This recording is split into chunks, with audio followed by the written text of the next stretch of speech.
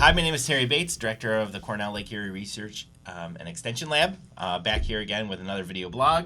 And Rhiann has joined me again to talk a little bit more about the spatial data processing that we do for our efficient vineyard precision viticulture project that we've been running here. So in the last podcast, we talked about what Rhiann does with the raw data to clean it and smooth it and get viticulturally important maps, maps that actually can tell us something about the vineyard. And then we take those maps and we start coming up with management classifications of those maps. So we're going to talk a little bit about that process. So, okay, so just tell me how you come up with a management. So you have this map, and it's this smooth data, and you can see kind of the pattern that's going on. And now, how do we break that up into something that a grower can manage? It's run through the Vesper program. It's put on the common grid that we talked about last episode. And once you have that common grid and you have several layers of data, you can look at the regression between them, and you can see what layers have really strong relationships to one another, which ones have a negative relationship, and some that just have no relationship at all. And say that you took 4 different NDVIs and 3 of them match up really well and one of them is not so great. So we might chuck that one. Yeah, throw that one out.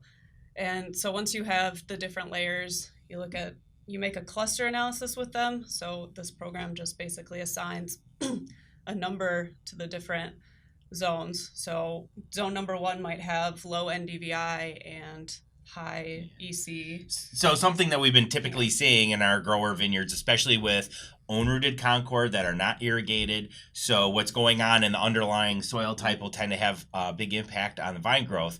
So we'll see strong relationships between the soils map and vine growth, and we'll take that vine growth data throughout the season. We'll try to find which one of our canopy growth sensor measurements really matches up well with soil. So where's the soil influencing the canopy growth, which then also leads into our productivity and our yield maps.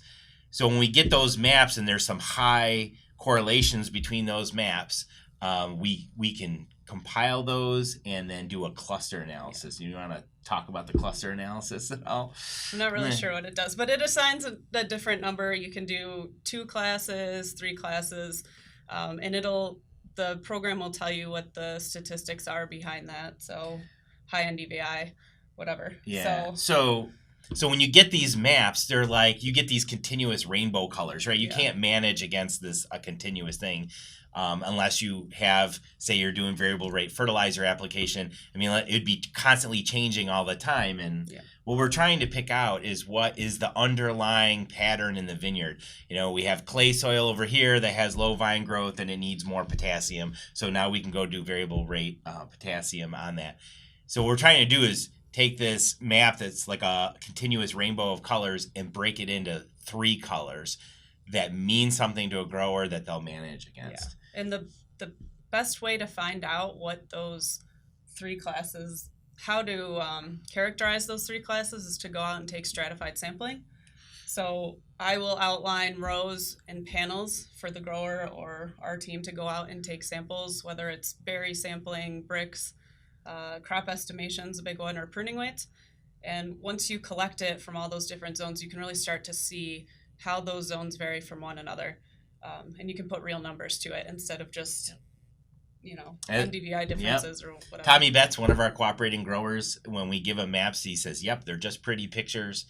And until you go out and validate those with manual samples in the vineyard, is when you can turn the electrical signal of the sensor into something that means something viticulturally. So validation is important. Yes. And what we're looking at is how to, once you see that pattern in the vineyard, what is the best sampling strategy where you have to take the fewest number of samples and get the most information out of it so that you can then make management decisions based on those zones.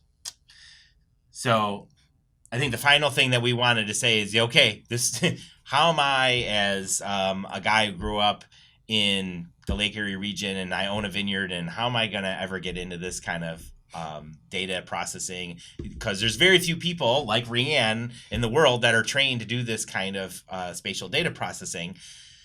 And part of the SCRI project, working with James Taylor, who used to work at Clairol and now works at Newcastle University, is to automate this process where you as a grower who go out in the field and collect spatial data would upload that data to a website, and there would be an automated process of a lot of the stuff that Rhiann does gets done by a computer, and that map is generated and sent back to the grower. So as Rhiann says, we're working to replace her with a computer, but I don't think that'll actually ever really happen where Rhiann will be out of work. Yeah, I hope not. There's plenty to do. So that's kind of it in a nutshell, where we take raw data, we go through a cleaning process, a smoothing process of the data, projecting everything to a common grid, which then we can compare the different data layers.